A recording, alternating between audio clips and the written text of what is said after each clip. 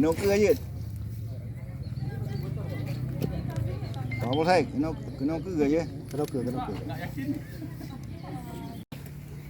Okey. Cukup. Masih lajang.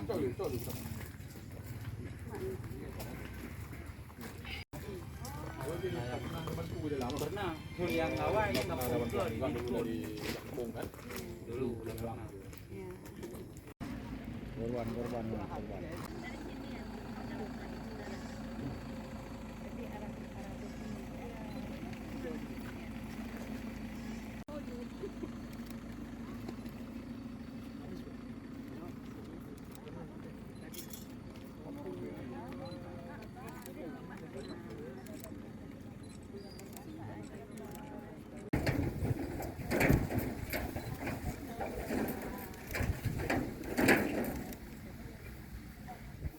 Pada sore hari ini merupakan bentuk pedulian kami dari Polres Pidi, kemudian dari pengurus daerah Bayangkari Pidi,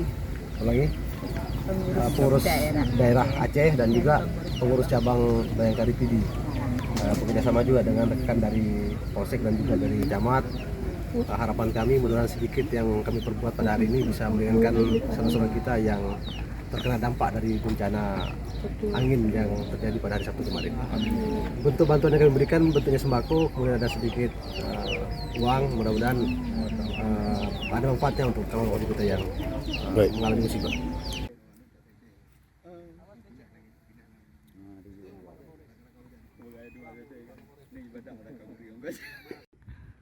Mudah-mudahan ada manfaatnya, Bu. Terima kasih Pak Kapolres, Kang Ibu. Semoga ada manfaat begitu.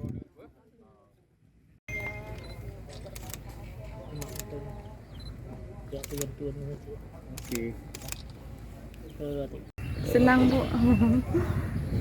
Terima kasih banyak Berayutan. Moga-moga Ibu panjang umur, sehat selalu.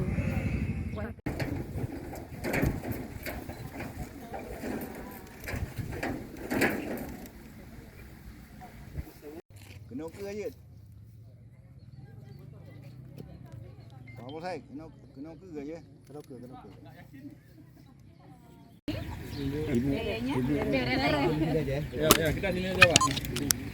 Kita sini aja. 1, 2, 3.